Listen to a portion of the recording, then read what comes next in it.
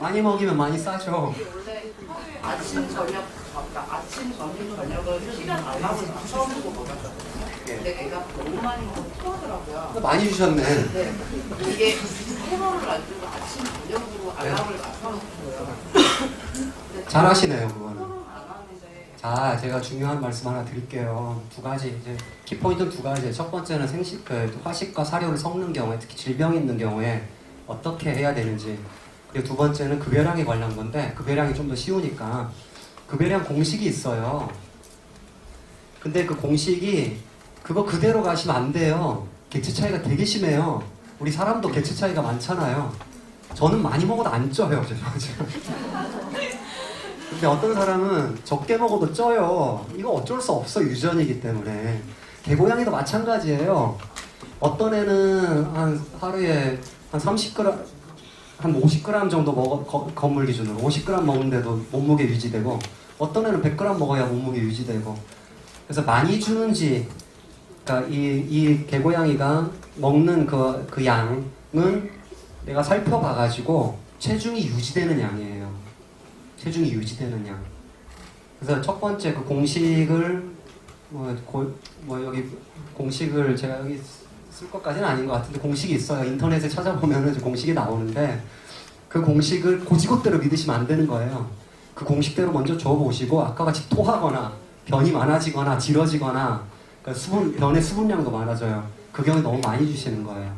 너무 딱딱하고 쪽쪽 이렇게 구슬처럼 변 모양이 생기잖아요. 그럼 그거 너무 적게 주시는 거예요.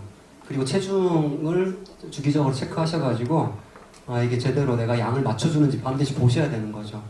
두 번째, 심장 질환이 있는데 어디 HD나 웰케닌, 카디악 일단 처방식을 급여하시잖아요, 그죠? 그걸 반을 주시고 그 다음에 자연식을 반을 주시고 화식을 좀 더 많이 주시고 처방식은 좀 적게 주시고. 자, 지금 심장질환이 있잖아요.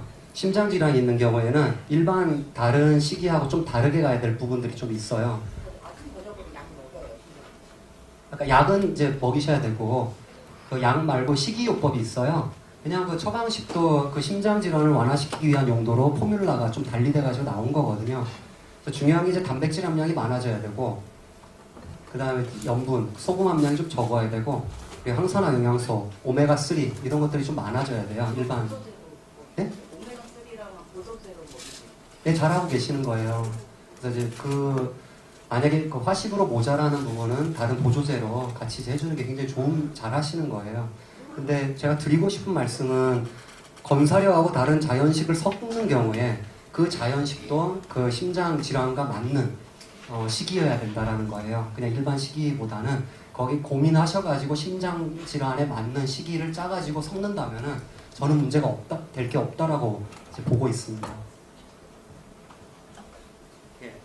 생식할 때 원료육 같은 거를 냉동된 상태로 받는데 그거를 또 소분을 해야 되는 상황이 오게 되면 냉장 해동을 해서 소분한 걸 다시 냉동시켜도 문제가 없는지랑 하나는 아까 전에 그 패키징에 대해서 말씀하셨는데 중요하다고. 근데 오메가3 오일 같은 경우에 그 펌핑기로 오일이 들여져 있는 펌핑기로 나오는 거랑 그다음 캡슐 형태가 있잖아. 어떤 게 더 나은지. 그 원료육 구매하실 때 생식급여 하시는 거죠? 그러니까 굉장히 고민되시죠. 그게 진짜로 위생적으로 잘 처리됐는지 아마 고민되실 거예요. 그래가지고 오죽하면은 제가 이제 이런 생각도 했어요. 그 닭가슴살을 만약에 사잖아요. 생식을 하기 위해서. 근데 그 마트나 이런 데서 만약에 구매하시잖아요. 외부 거의 오염된 경우가 많아요. 바깥쪽이. 특히 내장은 오염됐다고 봐야 되고. 그래가지고 바깥쪽만 익히고, 왜냐면 그 미생물은 다 바깥쪽에 있으니까. 그 다음에 그 뒤로 이제 프로세싱, 민석이로 갈아주실 거 아니에요. 전 갈린 거를 사실 구매를 하고. 갈린 거를. 그러니까 그 전문 업체에서 그렇게 원료육을 갈아서. 그러면은 그 업체다가 이제 저 같은 거 이렇게 하겠어요. 업체에다가 미생물 검사를 하는지 그런 위생 관리에 대해서 좀 설명해달라고 제가 좀 요청해가지고 그게 안전하다라고 좀 믿음이 가면은 그걸 이제 구입하셔서 소분을 하신다 하더라도 그 시간이 되게 짧을 거 아니에요. 그래서 그 짧은 시간 안에 낮은 온도에서 하시면 괜찮다고 저는 봐요. 그러니까 보통 1시간 안에는 다 하실 거 아니에요. 그 냉장 해동을 할 경우에는 1시간은 좀 부족한 것 같고 몇 시간? 좀 넘겨도 저가 볼 때는 괜찮다고 보고 있거든요.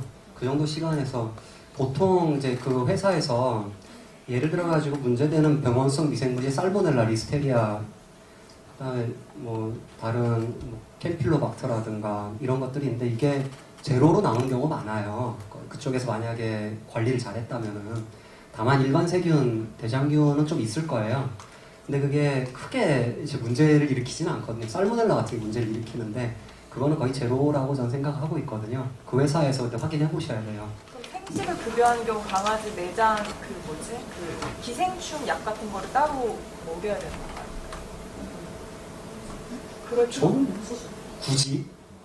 근데 이제 구충은 하시는 게 좀 추천이 되고 다른 형태로. 지금 받은 원료에게 살모넬라가 없어요. 그리고 리스테리아도 없다고 업체에서 검사 결과 이렇게 줘가지고 내가 그 신뢰를 확보했어요. 내가 한두 시간 이렇게 그거를 처리한다 해가지고 그 생균이 막 늘어나는 게 아니에요. 다만 대장균이 좀 늘어날 거야. 대장균 좀 있으니까. 근데 그게 그렇게 문제를 일으키는 수준은 아니기 때문에 저는 괜찮다라고 보고 있거든요.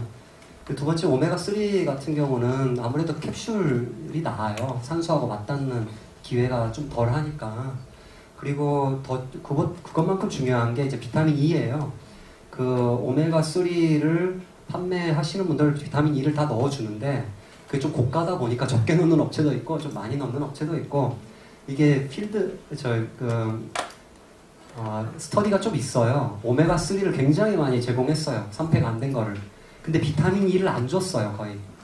그랬더니 이게 오메가3 과다로 인한 그 면역 저하 등의 문제가 생겼거든요.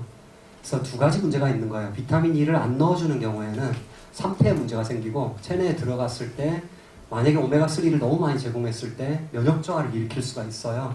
그래서 드리고 싶은 말씀은 그거를 항산화 영양소를 통해서 유지하는지도 중요하다. 산소를 맞고 항산화 영양소 같이 들어가는지가 중요하고 그리고 이제 그 용량을 잘 맞춰주셔야 된다는 거예요. 오메가6와 3는 항상 기량하거든요. 3를 너무 많이 주고 6를 안 주면 면역 저하에 문제가 생겨요. 그리고 6를 너무 많이 주고 3를 안 주는 경우에는 또 이제 너무 이제 염증 반응이 촉발되는 문제도 있고 그래서 어느 정도 수준이 맞춰져야 된다는 거죠. 제가 볼 때는 한 3대1에서 5대1 정도가 딱 좋다고 보거든요.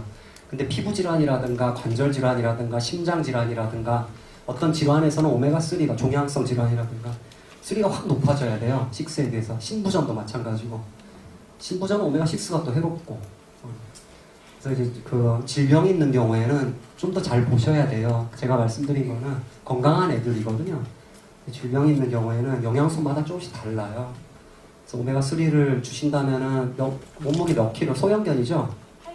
8kg면 한 500mg 좀 넘게 주셔도 되고 EPA, DHA 기준으로 그 정도가 딱 적당하다고 보거든요.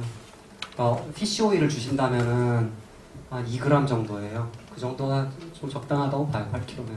그거보다 몸무게가 좀 덜 나가는 거 좀 줄이시고 좀 많이 나가면 좀 늘리시고.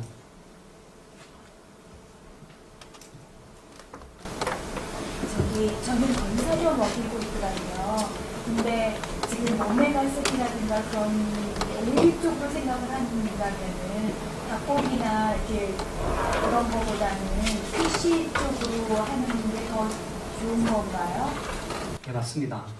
닭고기에는 오메가3가 없습니다. 그러니까 보통 닭고기 거의 없습니다. 거의. 그렇게 하는 거에는 거기에는 오메가3가 아예 없잖아요. 건사료 근데 그 닭고기만 있는 건사료요? 그건 이제 간식일 것 같은데 그죠? 표현이 이제 닭고기 위주로 들어갔다. 그 뒤에 라벨 보셔가지고 피쉬 오일, 그러니까 생선류가 들어갔는지 보시고 생선류가 안 들어갔잖아요. 그 오메가3 없다라고 보시면 돼요. 그러면은 그 사료를 선택할 때 그 닭고기 사료, 연어 사료 뭐 이런 식으로 대충 이게 브랜드에서 나올 때 그렇게 나오잖아요. 그러면은 가능하면은 닭고기 쪽보다는 연어 쪽이나 피시 쪽으로 아. 선택하는 게 더 좋다는 얘기신 건가요? 그럴 수도 있고 그렇지 않을 수도 있어요. 왜냐면 연어 위주로 했을 때 오메가3가 좀 더 잘 확보될 거예요. 근데 닭고기를 주 원료로 썼지만은 별도로 어유를 넣어줬을 수도 있어요. 그래서 그걸 보셔야 돼요. 그러니까 전체를 다 보셔야 돼요. 하나 연어 위주, 닭고기 위주이기 때문에 연어에 많은 오메가3가 여기 더 많이 들어있을 수도 있다라고 볼 수도 있겠지만은 연어만 주고 거기 또 따로 연어유를 안 주고 그리고 연어가 만약에 아까 연어 분말이면은 오메가3가 거의 없다라고 볼 수도 있는 거거든요. 그래서 전체적으로 다 보셔야 되는 거예요. 그러니까 이 사료는 소고기 위주. 그래서 뭐 이게 그게 아니고 이 안에 뭐가 들어있는지 전체를 다 보셔야 되는 거예요. 그리고 추가적으로 그 회사에서는 영양소 함량을 제공해 줄 수 있어야 되고. 우리 최근에 저희도 인천판 강아지고요. 인천판 연구를 진단을 아주 초기로 받았어요. 그래서 이제 아직 약에 적용하고 있지는 않은데 뭐 이런 말씀을 하시면서 아까 고단백 말씀을 하셨는데 병원에서는 단백질을 제한해야 된다라고 말씀을 하시고 찾아보니까 이야기가 좀 많이 다르더라고요. 그래서 그 판단이 제 말이 맞아요.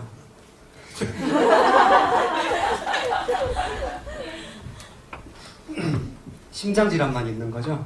네. 심장 질환이 있는 경우에는 단백질을 높여야 됩니다. 근데 심장 질환과 함께 만성 신장 질환이 같이 있는 경우라면은 또는 췌장염이 같이 동반된 경우라면은 조금 조심해야 돼요. 단백질 너무 높이는 거는. 심장 질환으로 인해 가지고 사망하는 개의 경우 종양이 1위고 심장이 2위죠. 잘 사망하는 굉장히 중요한 질병이죠. 어떻게 죽느냐면 삐쩍 말라 죽어요. 나중에. 개 같은 경우에는 처음에는 좀 노령에서 이제 좀 찐 경우를 볼 수 있겠지만 만약에 근육이 빠지기 시작하잖아요. 얼마 안 남은 거예요. 그러면. 그렇기 때문에 그 기간을 늘려주려고 근육이 빠지는 때까지 가는 시간을 늘려주려고 단백질 함량을 높이는 거예요. 공신력 있는 다른 모든 영양 관련된 수의 학회라든가 전문가들은 심장 질환인 경우에 단백질을 높이라고 돼 있어요. 근데 심장 질환이 있는 경우에 노령견에서 신부전이 같이 있는 확률이 높다 보니까 또는 그게 진단이 잘 되다 보니까 이제 그런 경우 낮춰야 되거든요. 사실 저는 굉장히 어리거든요. 지금 2살 반이라. 이건 높여야 되는 게 맞아. 높이는 게 맞아요. 선생님 저는 그 부염제 알러지 있어가지고 그때 이제 레시피를 굴이랑 뭐 홍합 이런 거를 추가해가지고 다시 받아서 급여를 하고 있는데요. 근데 또 두 가지 질문이 있는데 하나는 이게 해산물이다 보니까 짜잖아요. 네. 그거에 대한 나트륨의 문제는 없는지 뭐 많이 그러니까 양이 많지는 않지만 어쨌든 해산물은 이게 짜니까 보호자 입장에서는 걱정이 되긴 하거든요. 그래서 또 두 번째는 그래도 이제 얘가 미네랄이 부족하지 않을까 하는 염려가 있거든요. 그래서 만약에 미네랄이 부족하다면 그거를 이제 얘가 적당한지 검사를 모발 검사를 해야 되는 건지 또 그게 금방 나타나진 않을 거 아니에요. 그래서 이거를 부족하지 않은지 여부를 알 수 없는지 그래서 얼마나 자주 검사를 해야 된다면 검사를 할 수 있을지가 좀 궁금해서요. 좋은 질문 하셨네요. 첫 번째 해산물을 넣는다 하더라도 2kg 안에 한 100g 넣으실까? 안 되겠죠, 그죠? 그러면은 20분의 1 수준으로 들어가는 거예요. 그 해산물에 들어있는 염분의 20분의 1 수준밖에 안 들어가는 거예요. 그래서 염분이 그 자체로 짜지만은 이게 다른 음식에 섞이다 보니까 이게 염분 전체적인 함량이 나트륨이 낮아지고 그리고 우리가 자연식을 하는 경우에 그 해산물이 아닌 다른 식재료를 쓰잖아요. 염분이 되게 낮아요. 대부분 다 0.2에서 0.4% 이내 이 사이에서 움직이거든요. 그렇기 때문에 크게 고민하지 않으셔도 되고 그리고 두 번째 그 보조제 알러지에 대한 우려 때문에 다른 식재료를 썼을 때 그 보조제 특히 이제 미네랄이 부족하거나 했을 때 장기적으로 어떤 문제가 있을지 우리가 예측할 수 있는 검사라든가 이런 걸 통해서 예측할 수 있는 방법 그리고 그 우려는 어느 수준인가 이 질문이신 거죠. 일단은 그 모발 검사는 이제 중금속이 어느 정도 여기 몸에 체내에 있는지는 알 수 있는 좋은 방법이에요. 근데 미네랄 쪽은 그게 그 수치가 과도하게 차이가 나지 않는 이상은 좀 평가하기 힘든 부분도 있고, 그리고 이 미네랄 영양 균형이라는 부분은 아주 몇 개월, 몇 년까지 좀 지난 다음에 평가가 되는 부분인 거예요. 그리고 우리가 에코 기준에 맞춰가지고, 그러니까 측정치가 있죠. 예측치가 있죠. 그 예측치가 예를 들어가지고 그 미네랄 중에 구리, 뭐를 하지? 아까 그 망간으로 할까요? 망간? 예를 들어서 망간이 뭐 0.75가 에코 미니멈인데, 그 0.75가 어떻게 나왔냐면 1kg당 어떻게 나왔냐면은 실제 연구를 해봤더니 0.3 정도에서 문제가 생겼어요. 그러니까 0.3 이하에서 문제가 생기고 0.3에서 문제가 안 생겼어요. 그래서 에코가 이렇게 얘기해요. NRC에서도 그렇게 얘기해요. 0.3에서부터 문제가 안 생겼고, 너네들은 사료를 만들어서 공급하는 거고, 사료인 경우에는 흡수율이 떨어지니까 그 2배 이상을 최소한으로 규정하자라고. 그래서 에코보다 좀 떨어져도 괜찮아요. 왜냐하면 굉장히 높인 거를 최소 요구량으로 둔 거거든요. 그래서 그 식재료가 어느 정도 들어가 준다면은, 그러니까 망간을 제공해주는 식재료가 홍합이잖아요. 홍합을 넣어주셨다면은 그게 모자랄 일은 거의 없다고 보셔도 돼요. 결핍까지 갈 일은 거의 없다고 보셔도 돼요. 아니 아까 이쪽 죄송합니다. 먼저 두 분이 같이 들어가서. 이제 아이가 아프고 치료는 무조건 이제 병원 신뢰하고 쭉 가는데 시기에 있어서는 잠깐 죄송한데 7.5, 0.75가 아니라 100g당 0.75 죄송해요. 죄송해요. 아침에 이제 신뢰하고 이제 같이 상의를 할 수 있었는데 이제 시기에 있어서는 병원에서는 아무래도 딱 정해진 것만 이 캔만 이것만. 근데 그렇게 해서 뭐 아무래도 믿고 가야 되니까. 근데 그렇게 하다 보니까 무슨 1,000원씩은 건 아이가 갑자기 3개월 안에 1.2kg 살이 찌고 관절이 안 좋은다는데. 그래서 또 그걸 끊고 또 다른 얘기를 들었는데 췌장염이 오고. 근데 그게 꼭 그 음식만은 아닐 수도 있지만, 그래서 그런 거를 상의하고 싶은데 사실 수의사분들은 시기에 대해서 상담을 좀 잘 안 해주셔서 오늘같이 이런 강의를 자주 들을 수 있는 기회가 없고, 그럴 때는 어디에 이렇게 좀 상의를 할 수 있는지.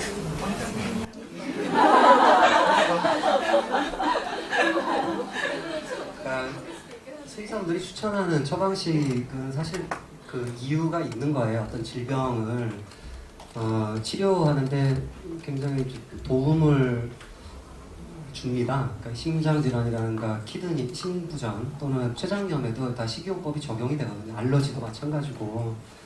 근데 아무래도 다른 그냥 일반 사료 먹이는 것보다 질병이 있는 경우에는 그 처방식을 해주는 게 맞아요.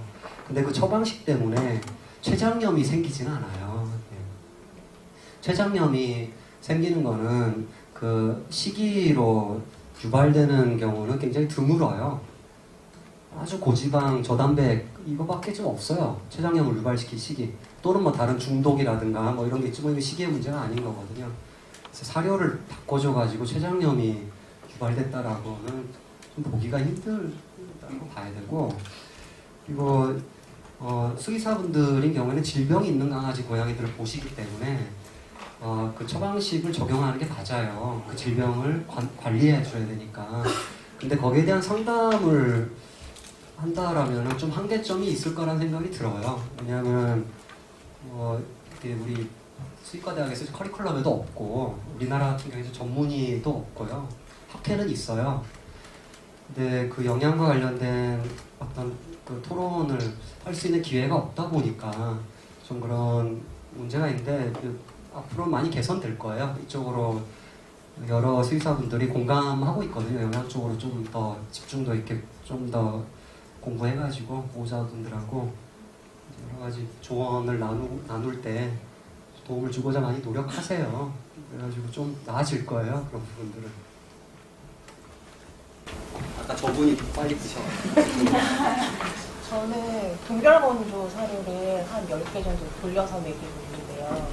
그게 요즘에 최근 추세이기는 한데 고단백이 되게 좋다고 광고를 많이 하고 있어요. 조금 일부 프리미엄을 강조하는 업체들에서 많이 강조를 하는데, 그러니까 일반 사료를 먹이다가 동결 건조로 넘어오고 나서 확실히 얘가 좋아지기는 했어요. 사실 이게 너무 과다하다 보니까 어느 정도가 적정선인지를 그냥 일반 보호자의 입장에서 잘 모르겠어요. 참고해야 되는 자료가 어느 정도 뭐 조단백, 조지방 이런 거 얘기하는데 어느 정도 수준이어야지 이 몇 킬로그램의 아이한테 적정한지 이걸 참고할 수 있는 자료가 어딘지가 궁금하고요. 좋은 또 질문. 하나가 더 있어요. 네. 그리고 단일 단백질만 먹으면 애들이 알러지가 유발된다고 많이들 얘기를 하거든요. 단일 단백으로요? 그러니까 뭐 예를 들어 치킨만 많이 먹으면 알러지가 많이 걸리는 거 이런 식이라 사람들이 사료를 많이 돌려먹여요. 치킨을 먹였다가 치즈를 먹였다가 오리를 먹였다가 이게 맞는 방법인지 그것도 궁금해요. 그 단일로 하는 거지. 첫 번째 질문. 고단백의 수준이 과연 어떤 게 가장 합리적인가? 너무 과도하게 됐을 때 문제점이 있는 것인가? 이거에 대한 질문이죠. 과학이라는 거는 처음에 이론으로 시작했다 그게 입증이 된, 그러니까 이론이 가설이죠. 그 가설이 입증이 되면은 드디어 이게 우리가 맞다라고 얘기할 수 있는 거예요. 단백질은 아직 그게 입증이 안 돼 있어요. 근데 이제 가설들은 많이 있거든요. 첫 번째 확실하게 입증된 거는 고단백 시기가 한 60-70% 정도라고 하더라도 그게 다른 문제를 일으키진 않아요. 근데 장기간 급여였을 때 어떤 문제를 일으킬지 우리 잘 몰라요. 그래서 이론적으로 가설을 세울 수 있는 거는 그 단백질은 아미노산으로 이루어져 있죠.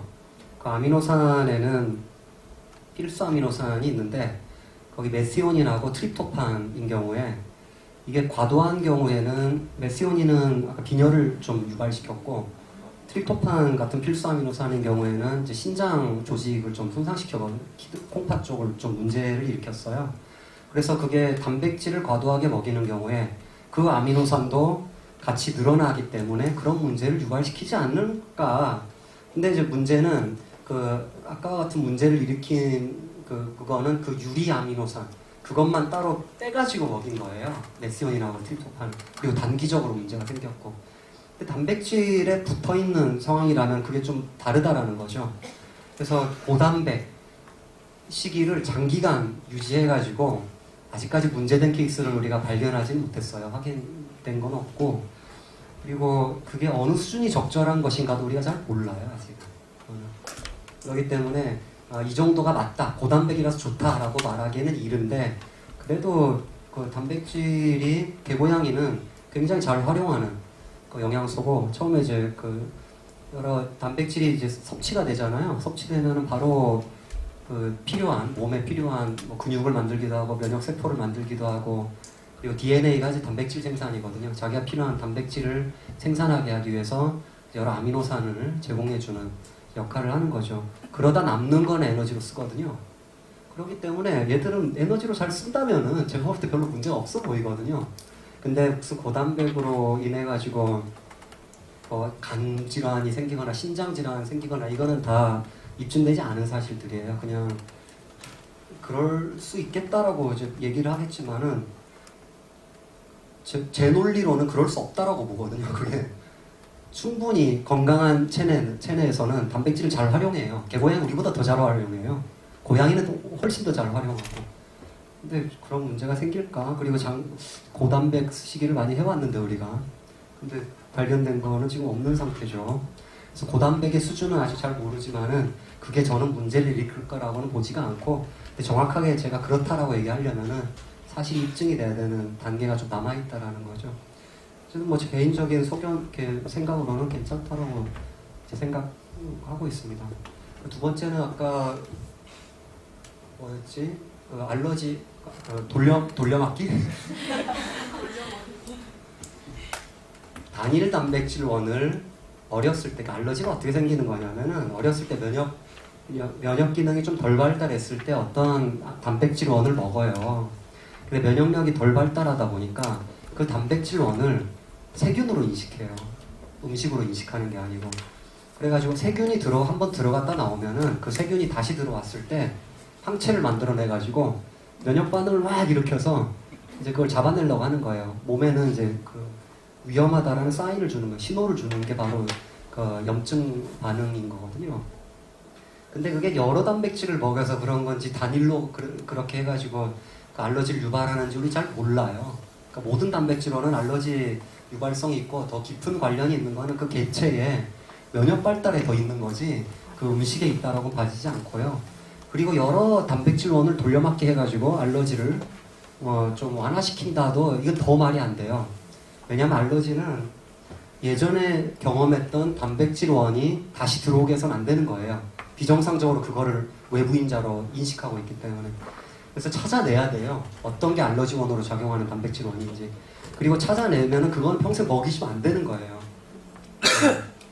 그리고 돌려막기 하는 이유는 오히려 반대로 다른 이유가 있는 거예요. 여러 가지 다른 식재료, 단백질원을 주자는 이유는 예를 들어 아까 닭고기 같은 경우에는 이제 영양학적으로 셀레늄이 많이 들어있고 철구리는 적게 들어있어요. 근데 이제 돼지고기는 비타민 B1이 많이 들어있고 그리고 소고기 같은 경우는 철하고 구리가 많이 확보돼 있고 오리고기는 철하고 셀레늄 같이 확보돼 있고 이런 식으로 이제 그 식재료마다 어떤 영양소들이 같은 육류임에도 불구하고 뭐가 조금씩 다르게 있다라는 거죠. 그래서 영양 균형을 좀 확보하기 위해서 좀 다양하게 먹여보자라는 취지에서 얘기 나오는 거지 그게 이제 알러지하고는 관련이 없다. 선생님, 이게 그냥 돌아다니는 얘기로 뭐 생식을 하게 되면 야생성이 늘어서 이게 생식을 하는데 저희 개 같은 경우에 이제 닭슴살하고 세트만드시고 키우는데요. 닭슴살 같은 경우에 이제 펫 박물관에 갔다가 둘째들을 만났는데 얘가 쇼크가 왔어요. 그 냄새를 맡으면서. 그리고 세트만드 식탁 같은 경우는 양머리 개다 보니까 양고기를 구부했더니 얘가 막 툭털을 하기 시작해요. 양을 모르냐 양을. 그래서 혹시 이게 그런 야생성이나 분명한 가격이 있는 건가요? 그 관련이 옛날에 논문이 하나 있었는데 그거 지금도 우려먹는 사람들이 많아가지고 관련 없어요. 야생성이 뭐겠어요? 공격성을 얘기하는 거죠. 그 공격성에서 이제 고단백 시기를 했을 때 공격성이 높아지더라라고 잘 모르는 사람이 얘기를 해요. 그 논문을 자세히 읽어보면은 그 논문에는 공격성이 심해진다는 얘기를 하고 있어요. 근데 그 안에 들어가서 보면은 그게 단백질의 그러니까 생식을 하는 경우에 단백질량이 높은 거와 연관시켜가지고 고단백 시기를 하는 경우에 공격성이 높을 수 있다라는 논문 그 결론을 낸 논문이었고 그 말을 인용해가지고 고단백 시기 또는 생식하는 게 더 고단백이니까 공격성이 좀 높아진다고 하는데 그게 아니고요. 그 제일 높았던 거는 저단백 저트립토판 트립토판 때문에 문제였거든요. 그 다음에 고단백 저트립토판, 그 다음에 고단백 고트립토판 이런 식으로 트립토판하고의 비교의 논문이었어요. 트립토판은 우리가 섭취하잖아요. 개고양 사람 다. 그게 세로토닌이라는 물질로 변환이 돼요. 뇌에서 뇌를 뚫고 들어가가지고 그 세로토닌은 행복 호르몬이에요. 편안하게 해주는 호르몬. 그 세로토닌은 또 멜라토닌으로 변환해가지고 잘 때 이제 도움을 주는 호르몬. 근데 트립토판을 적게 먹이면 세로토닌이 적게 만들어지겠죠. 특히 고단백 저트립토판인 경우에 제일 심한 게 단백질은 높은데 트립토판이 낮으면은 트립토판이 뇌를 통과해야 되거든요. 근데 다른 단백질한테 막혀가지고 통과를 할 수가 없어요. 그럼 세로토닌은 더 만들 수가 없는 거죠. 그럼 불행해지는 거예요. 승질이 나는 거야. 행복 호르몬이 안 만들어지니까. 그래서 공격성이 더 심해진 거예요. 단백질의 양이 문제가 아니라 트립토판의 양이 문제였다라는 거죠. 그래서 오히려 저단백인 경우에 공격성이 더 높아진다는 얘기가 있어요. 단백질을 자체적으로 적게 하는 경우에는 단백질을 밀고 있는 트립토판의 양도 적어지니까. 그래서 공격성을 더 뛸 수 있다는 얘기를 하는 거죠. 여기 이제 그만하라고 하시니까 일단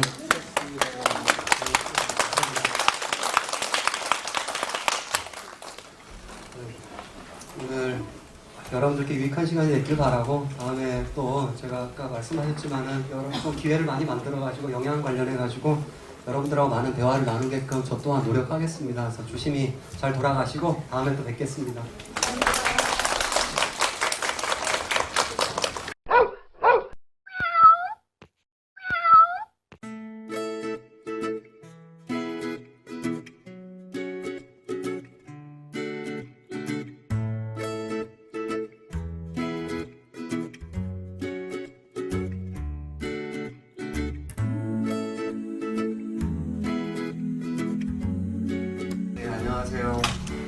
중요한